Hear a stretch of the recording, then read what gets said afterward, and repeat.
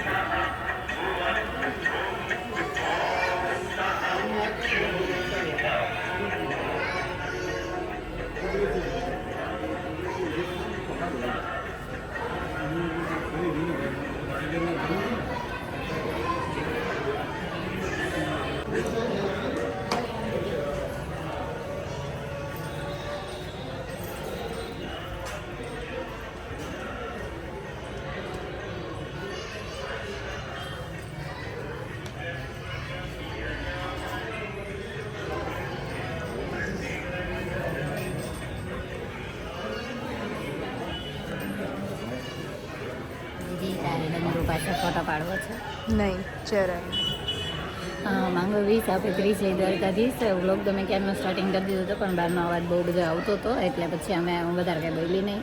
પણ આજે મેં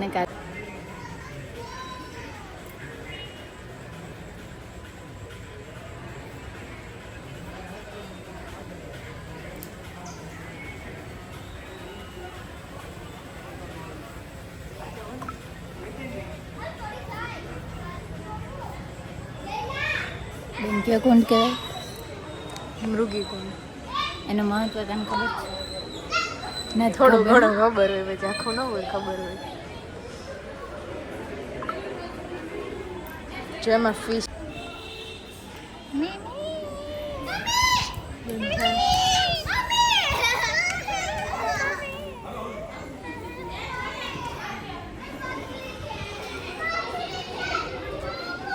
એમાં શિવરાત્રીમાં બધા નાઈ નહીં આવવાનું. હા, ત્યારે તો ફૂલ ભર્યું હોય ને સાફ હોય. હલો આપણે આમ છે તો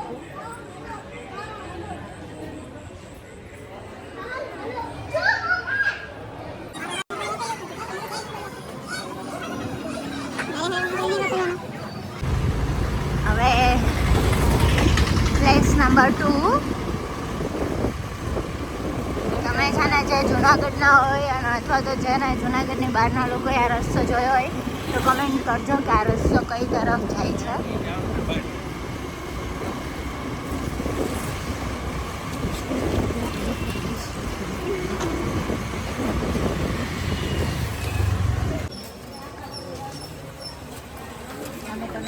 અમે તો ન કઢાય ને મંદિરની ચપ્પલ.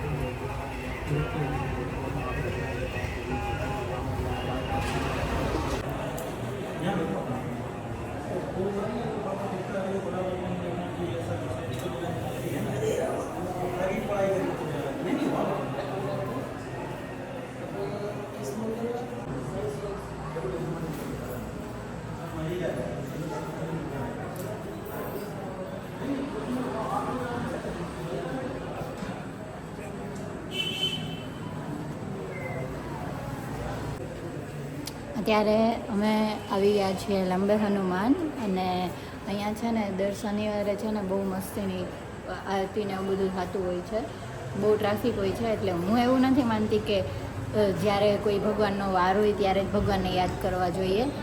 જ્યારે પણ આપણું દિલ કરે ત્યારે આપણે ભગવાનને મળવા જવું જોઈએ, કારણ કે ભગવાનને મળવા માટે કોઈ વાર નથી હોતો. Place number 2 complete.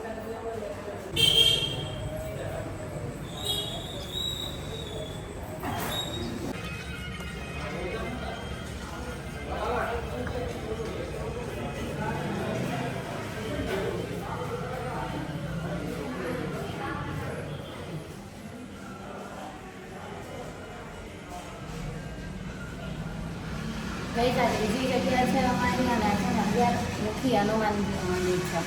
આપણે ઓલા દાદાને આપણે પૂછીએ.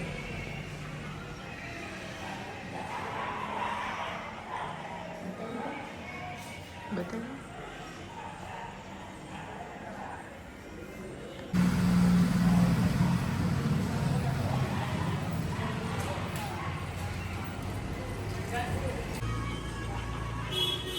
Place number 4th.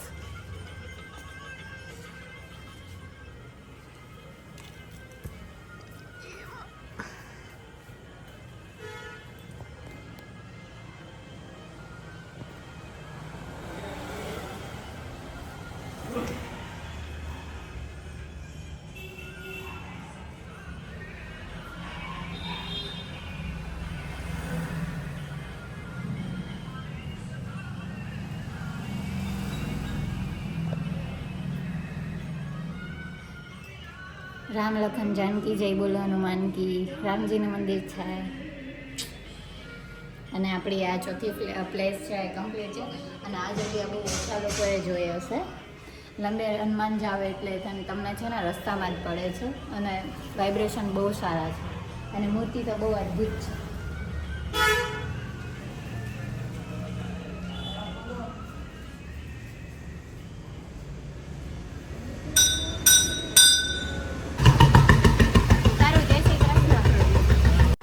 ગાઈસ, તો આજનો વિડીયો બસ આટલો જ. મેને દાદાએ કેટલી બધી વાત કરી, પણ કાવ્યા છે વિડીયો ચાલુ કરવાનું ભૂલી ગઈ. વિડીયો ઇમ્પોર્ટન્ટ નથી, પણ તમે બધા પણ જાણો, જોવો, સાંભળો એ મહત્ત્વનું છે. બાકી મેં તો બહુ સાંભળી, મને બહુ મજા આવી. માંગો 20 આપે 30. જય દ્વારકાધીશ.